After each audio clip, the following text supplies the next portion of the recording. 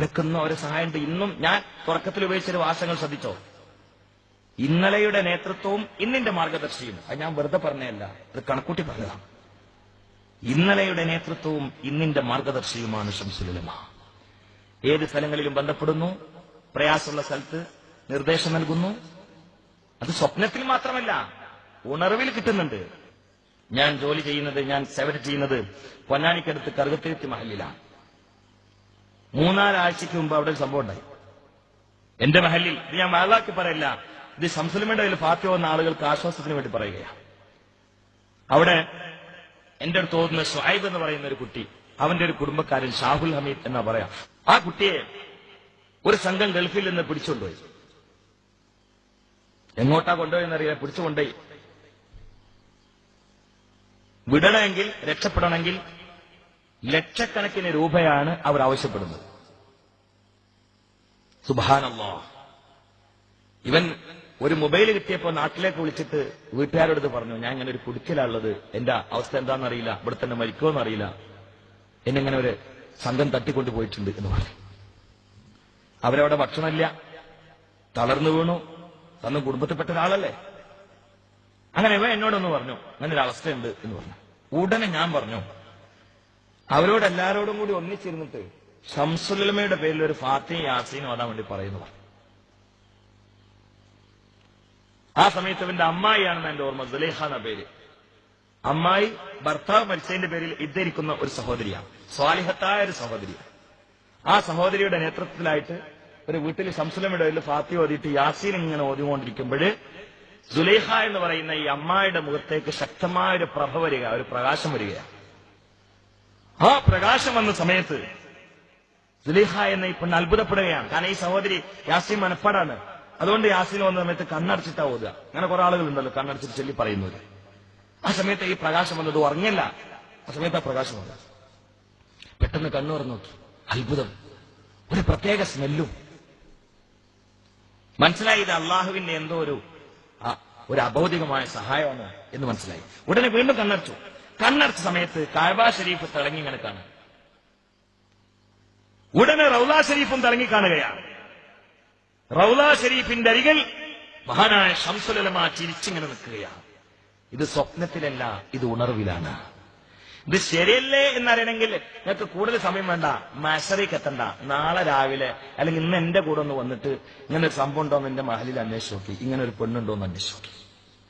നിങ്ങൾ അന്വേഷിച്ചിട്ട് ശരിയില്ല എന്ന് പറയുകയാണെങ്കിൽ നാളെ എനിക്ക് ഫറൂഖിലാണ് വേള്, ജമൽ തങ്ങളെ മഹലിൽ തന്നെയാണ്, തങ്ങളെ സാക്ഷി നിർത്തിയിട്ട് പറയും ജലീൽ റഹ്മാൻ ഇൻ കേരളത്തിൽ പ്രസംഗിക്കൂല.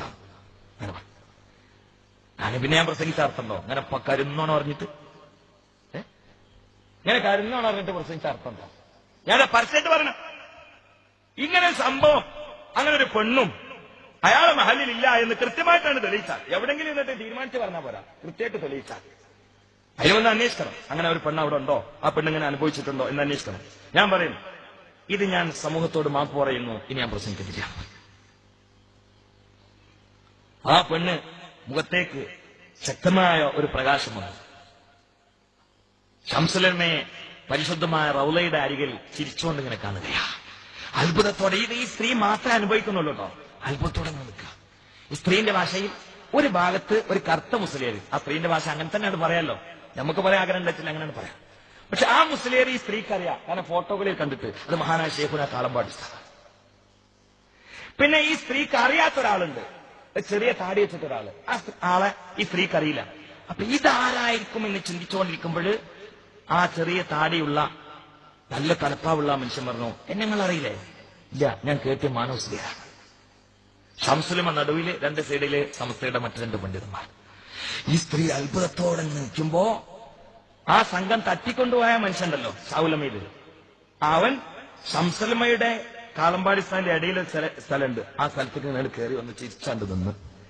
അതോടുകൂടി ഈ ഒരവസ്ഥയിൽ നിന്ന് ഈ സ്ത്രീ പഴയ അവസ്ഥയ്ക്ക് മാറി. വൈകാതെ അബൂദാബിയിൽ നിന്ന് വിളി വന്നു, അവൻ ആ സംഘത്തിൽ നിന്ന് രക്ഷപ്പെട്ടിരിക്കുന്നു. ഇത് 4 ആഴ്ച മുമ്പ് ഞാൻ ജോലി ചെയ്യുന്ന പൊന്നാനിക്കടുത്ത് കറുകത്തിരുത്തി മഹലിൽ സംഭവിച്ചാണ്.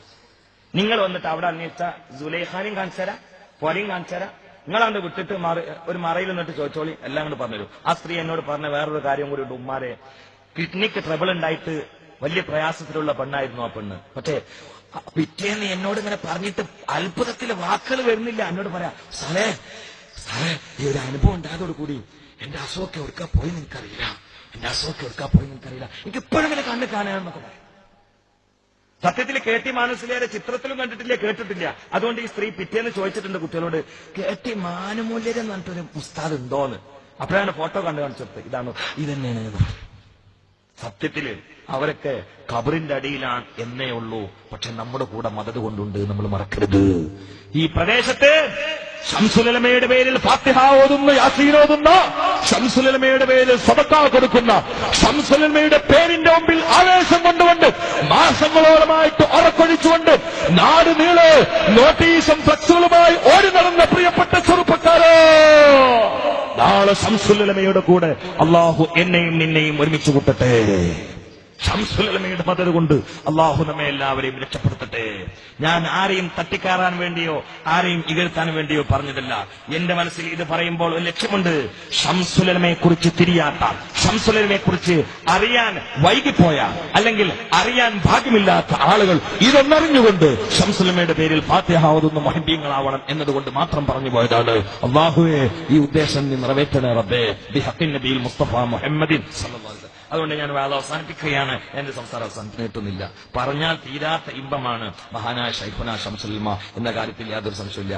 ഞാൻ ശംസുൽമ ആരാന്ന് ഒരു ഓട്ടപ്രദക്ഷിണം നടത്തിയതാണ്. അല്ലാതെ ശംസുൽമയുടെ മഹത്വത്തിന്റെ 1000-ൽ അംശം പോലും ഈ ബലഹീനനായ അയോഗ്യനായ വിദ്യാർത്ഥിയുടെ ഭാഷയിലും ആശയത്തിലും കടന്നു വന്നിട്ടില്ല എന്ന നഗ്നപരമാർത്ഥം നിങ്ങൾ വിസ്മരിക്കരുത് എന്ന് അവസാനമായി ഉണർത്തി ദ്വാ വസിയത്തോടുകൂടി നമുക്ക് ഇവിടെ ഇരുന്നിട്ട് ശംസുൽമയുടെ ഒരു ഫാത്തിഹ ഓതിയിട്ട് ഒരു ചെറിയ ദ്വാ ഇൻഷാ അല്ലാഹ് നടത്തിയിട്ട് പിരിയണം. അല്ലാഹു തആല തൗഫീഖ് ചെയ്യട്ടെ. അല്ലാഹു തആല നമ്മുടെ ദ്വാക്ക് ഇജാബത്ത് നൽകട്ടെ.